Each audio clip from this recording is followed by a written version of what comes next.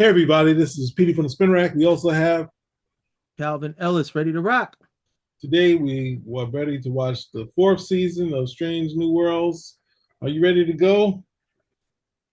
Let's go Let's do it. somewhere out there.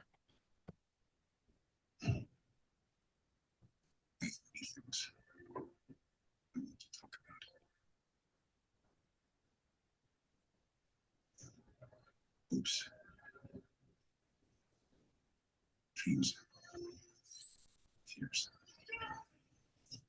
I believe you are here so I can share them with you. You, more than anyone that I know, have thought about the past and the future a great deal. Most of us live in the now. Perhaps what happens next will define everything. What are you standing at? This is a phone.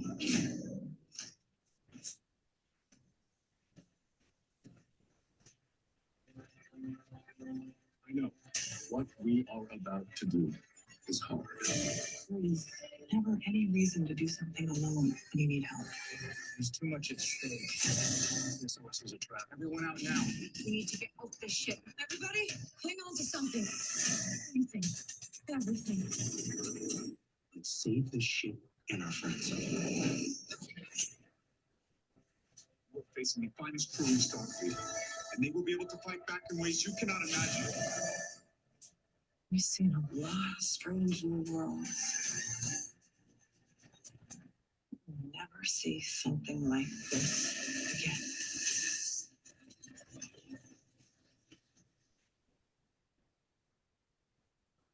Don't worry, Spock. I'm sure one day you'll get to aim that logical mind of yours at some lucky captain.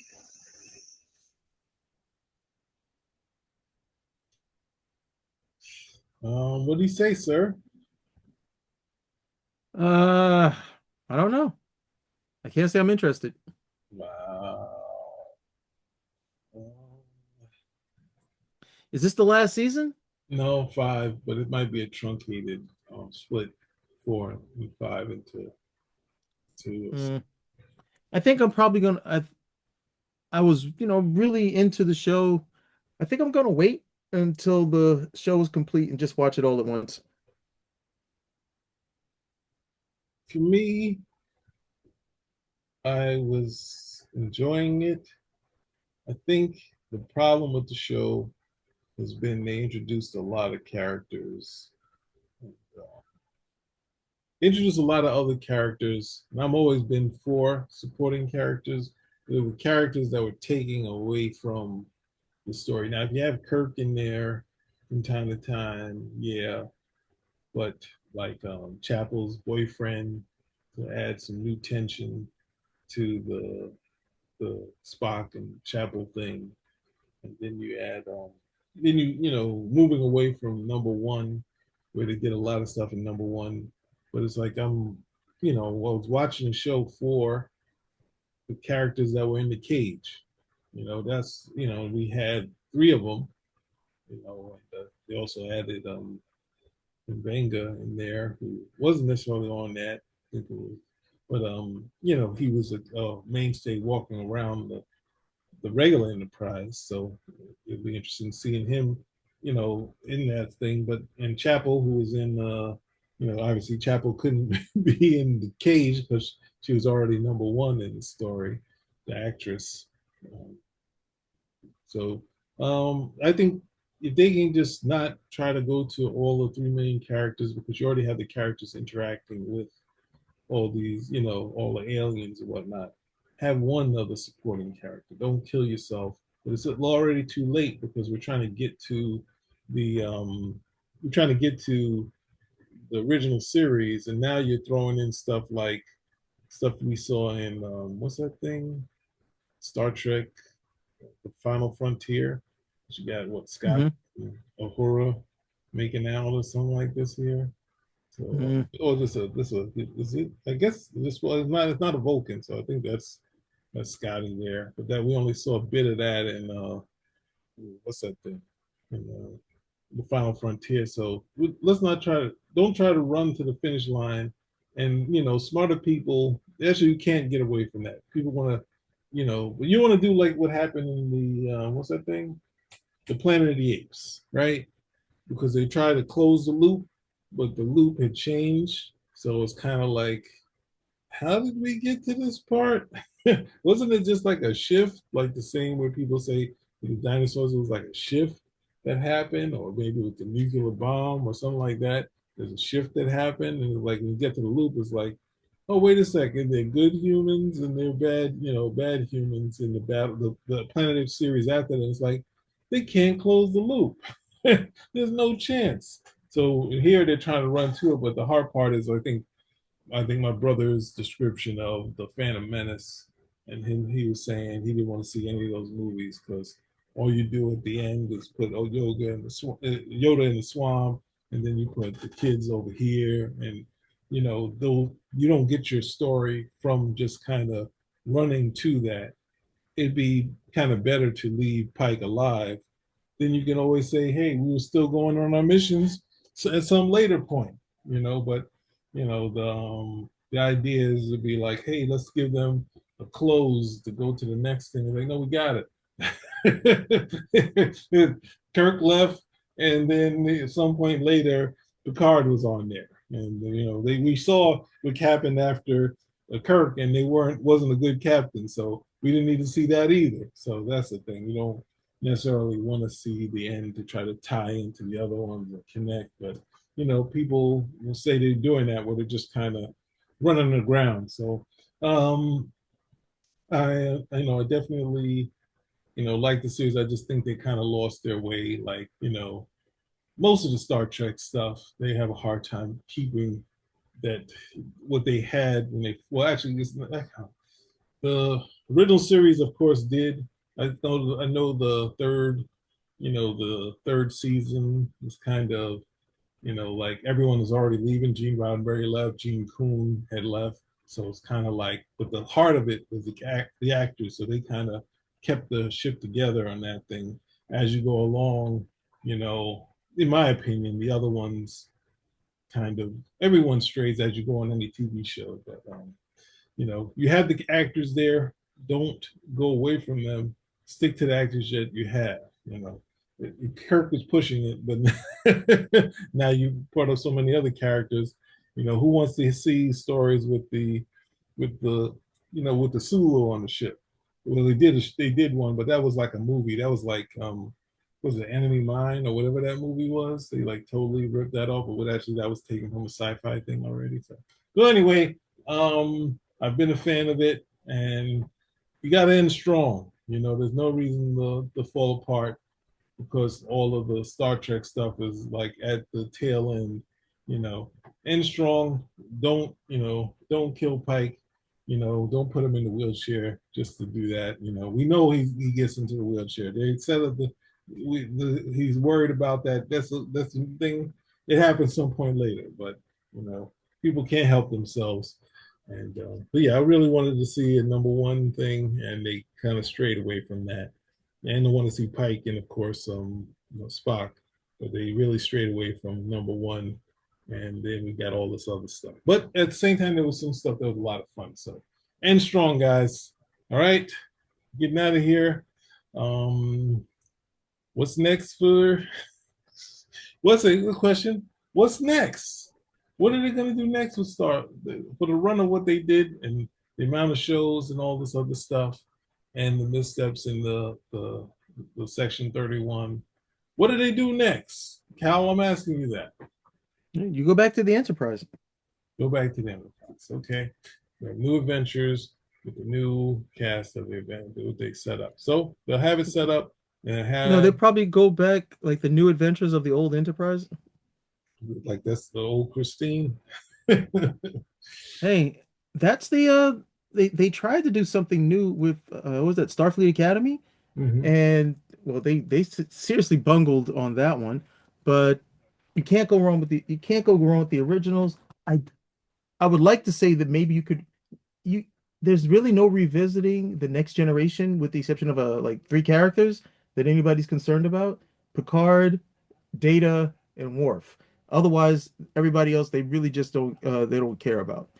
So I think they would like to go back to the original, see if they can get something firmly established both for TV and for film. If they would love to knock that out at the same time.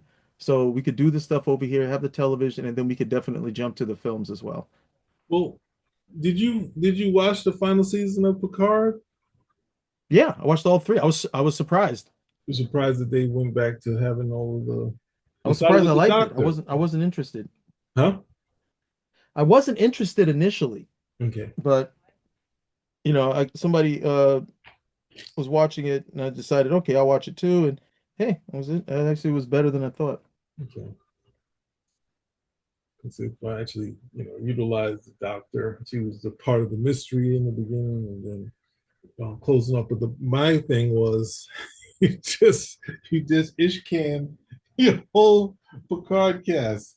You just gonna, and what you kept the black girl. That's the unsinkable Molly, that unsinkable character, because that actress she's been around for a while, and now she's um,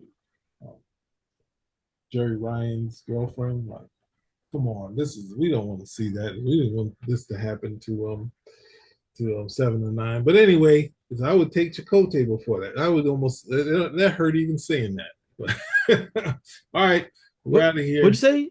What? You said Chicotex? Oh, God, that's worse than anything I've ever said about Chakotay. But I used to really dislike it. Well, it's funny. I do. He did say since Jerry Ryan was either dating or married to one of the producers, and the actor turned to Jerry Ryan and he's like, said, you can't do anything now. He said, because we got him watching. He was like, yes, I can. Yes, we can. He said, so what if I say you put it in the kiss scene between me and you? Is he gonna allow that to happen? And she was like, yes. So I didn't really like Chakotay and 7 and 9, but I did like the fact that the actor did push for it to see if the No, producer would I was allow. glad he did it because he was gonna be. I'm sorry, as he was Chicotex. We were just like, oh my goodness, 7 of 9 at least gave him some legitimacy. It's like, okay, you can hold your head up high at least with that, but otherwise, it was just terrible. Yeah. Mm. Like Janeway, no, you're gonna get us all killed. Shut up, bitch. But well, and the fact that he was wrong a lot too after he said that, and then she would have, I'm going to demote you even further than I would before after I He demote wasn't. Tuvok. he he wasn't wrong. It was like the situations that she would get them into, the whole crew was like, we're gonna die. And somehow they would make it. So it would justify her terrible decision making Yes. ability, which was all based on emotion. But it would just work out. That's all it was. It's like, no, we can't do this. The ship's gonna break apart. And somehow through like just some nonsense, it would work out. And then she'd be like, huh, see, I made it. They're like, no, you're wrong. You should have never done that. You guys are just lucky to be alive again. Yeah, so that's the hard part because it felt like that's why when I watched Deep Space Nine, I liked it in the sense that he wasn't he wasn't Picard. He also, when I watched when Worf got on there, and Worf asked what's the controls, he's like, yeah, do it. It felt like everything script wise with the next generation had to go to Picard.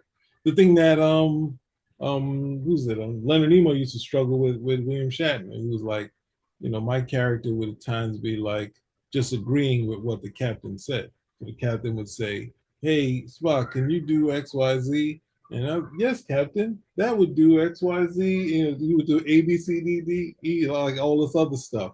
And so I would get my dialogue that would be in agreeing with the captain, and then to show that Picard could do everything and everything, he would like turn to people and tell them, and then they would agree. That's a great idea. Like Data, that's a great idea, Captain. Blah blah blah. And I'm just like, I didn't know that information beforehand. So, but then Janeway seemed to be like that times 10.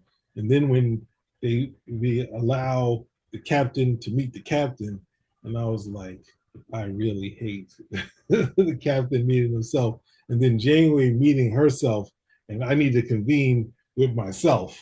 We got to figure it out. Like, it's like, is someone getting a big head?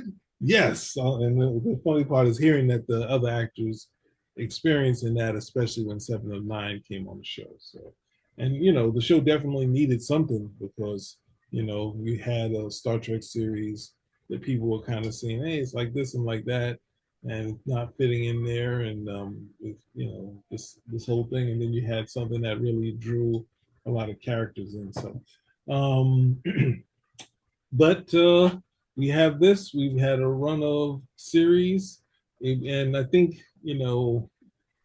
I didn't know that there were a fan fiction star. I didn't know there was a fan fiction Star Trek. I think I just lost track of it. So I didn't I saw I think Byrne doing what's it not photo novels, which was kind of like those comic book stuff. It wasn't fan fiction. Initially, his plan was to be like that, but they published it, so it was like any other Star Trek comic book. But I was like, oh, they're kind of doing that stuff now with the series, but then at the same time, there was those fan fiction things where people were putting a lot of money into making their own Star Trek stuff, and it seems like Paramount was like, well, let's do that too. But in the way Paramount works is the same way they were working with Burns. So they were like, hey, can you do the Borg? Can you do the mirror, the mirror thing, mirror stuff? And there was a couple other things they asked for, which were easy, things that only thing they asked, I think, asked Byrne to do that he didn't want to do was the next gen, and I think the editor just said he just likes the original series, and they were like, oh, okay, fine. But it's been an up and down run, but it's glad to see that we've had something that had so much fruitful stuff post the movies, because it felt like the movies weren't coming back, and then we got a whole run of TV shows, whether hot or cold at times. We assume that the Star Trek still has legs. It's just get come ebbs and flows. So I mean, it'll be back again with a new set of people, or they'll be continuous doing, as Cal said, using the original series, but a little bit later. But they can always do like Trials and Tribulations, put the real set. Go to the old school set, because it was fun seeing that. But anyway, that's my last bit. We're out of here. Like, subscribe, and comment. Spin the rack. Yep, we're out. We are out.